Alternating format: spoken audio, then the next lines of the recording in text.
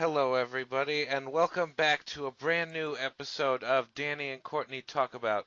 I'm Danny, and with me, as always, is. Courtney, and we have a special guest. Introduce yourself, special guest.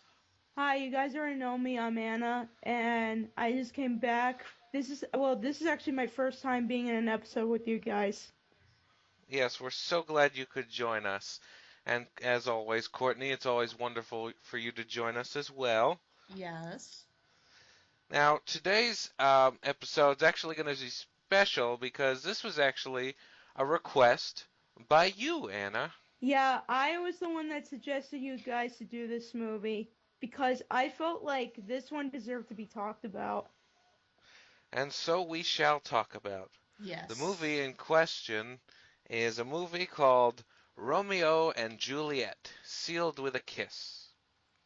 Now, Courtney, would you mind telling everyone what it's about? Certainly. Romeo and Juliet, Sealed with a Kiss, tells the story of two young seals named Romeo and Juliet who fall in love with each other. Unfortunately for them, their families, the Montagues and the Capulets, respectively, hate each other, and thus it complicates their love. So they try to work out a plan for them to be together with the help of an otter named Friar Lawrence and a little fish who loves kisses, only for certain things to go wrong, as well as another conflict involving another seal known as the Prince. Will Romeo and Juliet be together? Will their families stop fighting? We'll let you take a wild guess.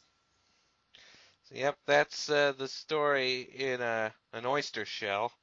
Now, this, if I'm not mistaken, Anna, this movie kind of has a history behind it. A little history, but still Yeah, something worth noting. yeah, Would you mind? yes, I'd like to. This movie was made back in, okay, I think 2005, because this movie came out in 2006, I believe.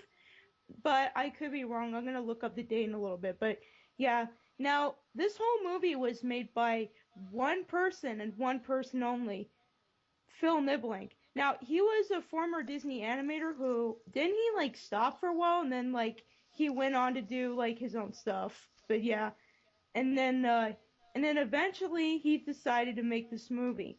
Now, keep in mind that this whole movie was written by him, it was directed by him, it was produced by him, and he even wrote some of the script for this movie too.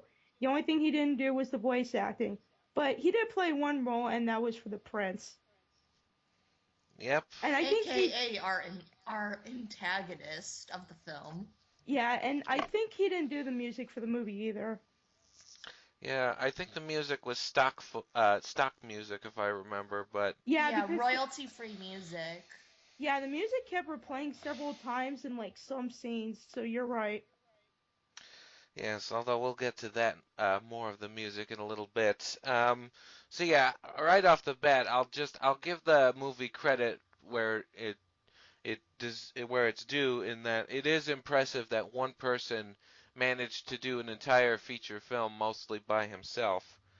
That takes a lot of hard work, and we'll get into that in a little bit.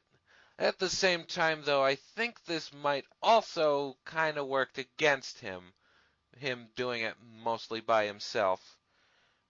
And I think we can start by talking about our opinions on the film. Courtney, what did you think about Romeo and Juliet sealed with a kiss? I'm gonna be honest by saying that this was a poor adaptation of the original tale by William Shakespeare. Yeah, I agree. I mean, I'll get into the Shakespeare stuff in a little bit since I'm an English major, but what else did you not like about it?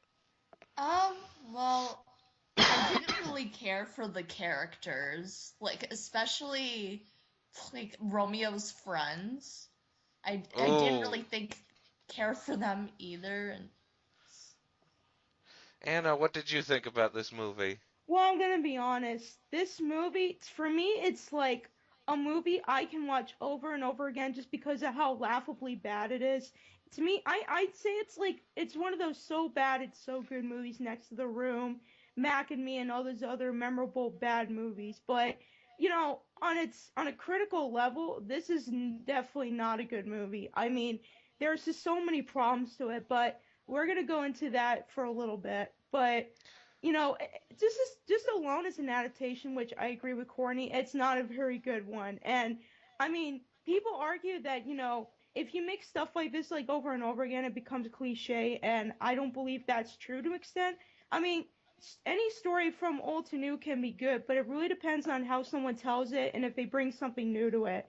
And with this one, it's felt like Romeo. It felt like Phil Nibbling was just like he didn't have a lot of ideas at the time, and he was just like, well, you know what?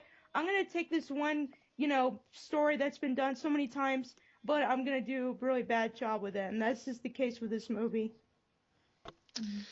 Yeah, on the whole, I have to agree with both of you. Except actually, Anna, I don't really think it's so bad. It's like enjoyable. I just thought it was so bad it was a big waste of time. Yeah. Yeah, I I can mean, I can understand that, but I don't know. For me, I think it's just because of how goofy and stupid some of the scenes are that makes me laugh, and that's why I consider it a so bad it's so good movie. no, I get that. I mean, you're completely entitled to think that. I'm sure a lot of people would, but oh gosh, I think it was more painful for me because I had to study a lot of Shakespeare in high school and college, and oh boy, I mean, okay, let's start with the obvious. Yes, this is William Shakespeare's Romeo and Juliet, but with seals. And oh my gosh, they got so much wrong with it. Now, I'm not going to talk about how it ends because that would be a spoiler, but let's just say one of the first problems, uh, Romeo and Juliet, even though their love is very rushed, like in the original story, they have no personality. The original play characters had personalities, whereas these two don't. Also, another problem I had is they cut out a lot of like some of the best characters, uh, mainly from Juliet's family. Like the nurse doesn't show up, her cousin Tybalt doesn't show up, and also another thing I didn't really like that they made the prince, who in the original play was a voice of reason, a good guy who knew like that this whole fighting between the two families was stupid. They made him a villain, which and a big bumbling idiot, I should also add. Yeah, it was difficult. Like I guess I can say right off the bat, if you're a Shakespeare enthusiast, you're really not going to like this movie at all. I don't care if it is like the play done with seals. They did everything wrong. Okay, I think I went on my little rant there. Let's talk about the characters. I'm gonna do like what we did in our food fight discussion. Which characters did you guys hate the least? Oh my God, good question. I guess, I don't know. That's really a hard one for me. The only character that I found was a little bit decent was the Friar Lawrence, but everybody else was just, yeah, all of them were really bad, poorly done characters, had no personality, and a lot of them were ugh. Some of them made me so irritated too. Yeah, I'll get into those in a little bit. What about you, Courtney? Who did you hate the least? I'm gonna have to agree with Anna and say that the one that I could tolerate was Friar Lawrence again. I don't know, for some reason he kind of reminded me of like a rabbit from like the Winnie the Pooh series for some reason. I guess with his like demeanor. Actually, if I have to be honest, yeah, I agree with you girls once again. Yeah, he was the only decent character in the like whole movie. I mean, I guess it's because he's kind of like his original like play counterpart, and also he does kind of get the best line in the whole movie where he's like, "You guys aren't gonna wait till after the wedding?" Yeah, I actually like that part. Yeah. So okay, now let's go on to the other side of things. Which characters did you hate the most? Oh God, I want to talk about this so badly, but I'll let Courtney go first. Mercutio. Oh my God. Oh yes, yes. Too Oh, many pawns. Oh gosh, Mercutio, he was so obnoxious. They took one of the best characters from the play, um, and they made him like one of the most obnoxious idiots I've ever seen in a cartoon. Let's talk about why he's obnoxious. Yeah. Well, okay. First, First of all, okay, I want to say this too. First of all, like first of all, a lot of the jokes are not funny. Like it's just like okay, they're you take like the simplest of jokes that I'm trying to think. You take like the simplest of jokes that, you hear something from third grade and then make it from this guy. And but even then, a lot of third graders and fourth graders would make better jokes than him. And not only that, but it's like he's just so obnoxious. He's just not a good friend to Romeo or any of the guys. And then, not only that too, but it's like just, God, just a lot of things about him were just really annoying. I mean, like, especially at that one part where he was insulting the prince and then he was trying to get him to like get away from Romeo. I actually got a migraine from watching that scene just because of how annoying he was. yeah, I was just about to say they dedicate like huge chunks of the movie um, to him telling really bad jokes. Involving fish because aquatic mammals equals aquatic puns. Yes. Also, another problem, and this is a problem with the whole movie as well, I should point out, the voice acting is so obnoxious. Like, Mercutio in particular, he sounds like a bad impression of Chaz Palminteri, where he's like, "Hey, crazy! Ooh, yeah." And Benvolio's got this really nasally voice. Oh god, I'm Oh getting God. flashbacks of Walking with the Dinosaurs. Oh, the prince, it sounds like this, I think. I Yeah. believe so. I don't know. Some of the voice acting to me was decent, but aside from those voices, yeah, most of the voice acting was just okay. But then it just is really, really bad. Oh, wait, I didn't even get to the cream of the crop. Oh, gosh, the kissy fish. Ah, she's probably the character I dislike the most, because, first of all, she's not in the original Shakespeare play, but that aside, um, also, she really doesn't have any point in the story, and B, oh, like I said earlier, the voice acting. In this case, it's very, very obvious they got like a 4-year-old little girl to voice the character, and yeah, it's not really pleasant to listen to. Especially since at one point that they stopped the movie just so she can sing Twinkle Twinkle Little Star. And I'm not joking, they literally stopped the movie so that she can sing Twinkle Twinkle Little Star. I heard some theory that that might have been the director's daughter that was playing that role. I believe you're right, Anna, that and I think at like some points, I think the daughter would actually improv lines, and then then her dad would be like, "Oh, this is good. I'll put that in the movie or something." Yeah, Yeah. this is now I know there are plenty of animated movies where they got kids to voice, child characters, but I think usually they wait till they're like 8 or 10 years old. But oh gosh, it was really difficult having to listen to this like 4-year-old little girl make such cutesy wootsy no, like voices with like that fish character. Can I kiss him too? He's so handsome. Are you guys married? Are you having any babies? Oh, babies. I don't like stinky babies. Pee you. Could I be your baby? I mean your stinky baby. Oh Yeah. And gosh. what doesn't make sense to me is like how is she able to breathe like outside the water?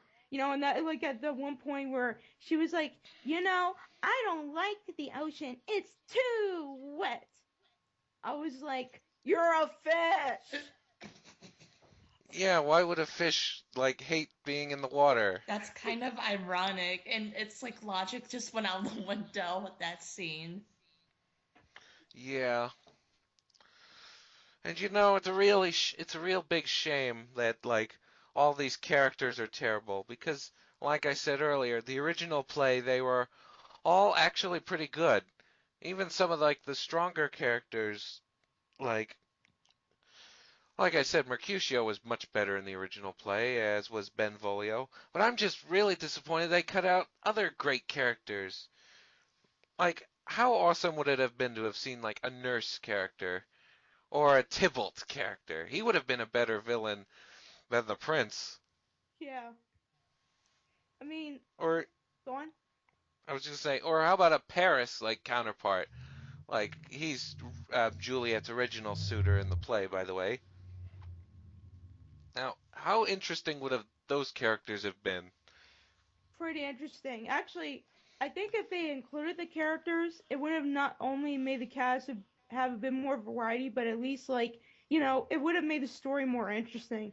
Like I understand, you're not going to have every single character from the original source material to be in the movie, but it's they really got a lot of things wrong with the movie, and I don't mind them making some changes here or there, but like I said, it really depends on what you do with the original source material and what you do with it. Yeah. Mm-hmm. So I guess now we can talk about the one good thing about this movie, and it's oddly enough, Courtney mentioned Walking with Dinosaurs. It's actually the same thing as that movie, the one good thing, and that's, well, the animation. You want to talk about the animation for a minute, Courtney? Actually, even though the characters are unbearable, as far as the character designs, I actually thought they were kind of cute. Yeah, I thought so too. Well, um, I thought everything moved very smoothly, especially for Flash animation when this was made. And, some of the backgrounds look pretty nice too. Although, if there is one, like, a couple of things about the animation that I don't think work, some of the facial expressions get a little too exaggerated. Like when they talk, like instead of just talking normal, they would make silly faces every time. Yeah, that's something I noticed too. Uh, And also, I think there was sometimes a lot of like sequences in the movie that are animated. Well, the whole movie's animated. What am I saying? Um, I felt like a lot of sequences did drag on for a little bit too long. Like the first 10 minutes of the movie is nothing but a squabble between the Montagues and the Capulets. And then there's like a whole like sequence where Friar Lawrence is being chased by a shark, which really doesn't contribute anything to the story. Yeah. mm-hmm. But overall, I thought animation was still pretty good. Yeah, I mean the Uh, animation for what it is, even some parts of it look okay. I mean in terms of just in terms of the design and and how the animation moves, for the most part it's actually pretty good. I mean, for a guy that went and did all this all by himself, he actually went and did all this on Flash. yeah, actually, that does bring me to why working on the whole movie also kind of works against him. Like, I think if he had had more people working on working on this project with him, I think maybe a lot of the problems we addressed could have been fixed to make a better movie. Because I think, like what Red Letter Media says, well, I always view film as a collaborative project. People help each other to make a good product.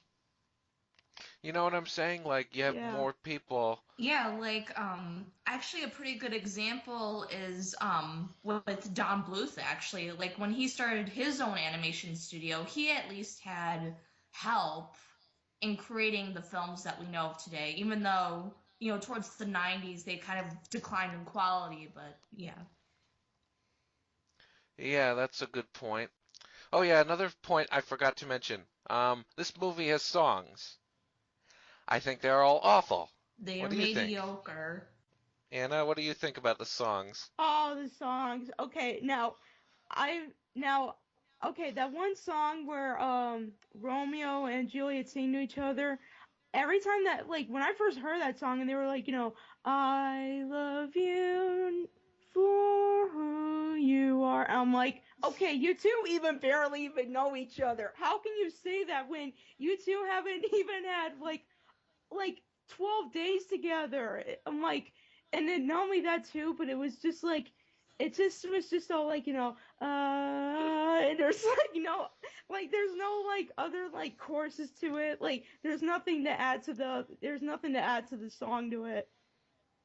Well, to be fair, in Shakespeare's original play, Romeo and Juliet do fall in love quite literally that quickly. That is They do. true. Well, the problem is though is that, the whole thing of them kind of falling in love in the original did have a point. If anything, it was kind of like a cautionary tale, and that, this is kind of what happens when, when two societies, or it's like two people, hold a grudge against one another, and it causes conflict like this. And see, that's why I think it was kind of the whole point of the story. Because I could kind of see why, I can kind of see like why people consider it a classic. But with this one, they don't have a lot of personality, and two, it was just like, it literally was just saying, well, you have to feel this way when you first meet somebody, and that's just kind of a wrong message to send to kids.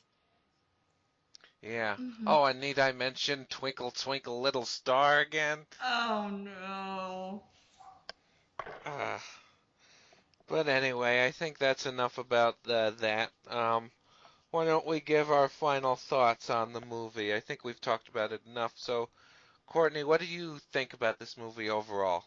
Overall, I give this movie a thumbs down. I just thought like almost every aspect aside from the animation was pretty terrible. Although I will give Phil Nibblelink the benefit of the doubt and say that I guess I give him like A for effort for working on this film by himself. Anna, what do you think? Well, let me just say this overall. I mean, this movie is a pretty good example of what not to do when making like a really bad movie, especially in animation. Because actually, I think that, I think somewhere down the line, this movie should be shown to, college students and people who want to get into animation and be like, well, this is how you don't do a movie, especially in animation. This and other movies like Food Fight. I mean, but overall, regardless of how I feel about it, the movie is pretty bad. I mean, there is no denying about it.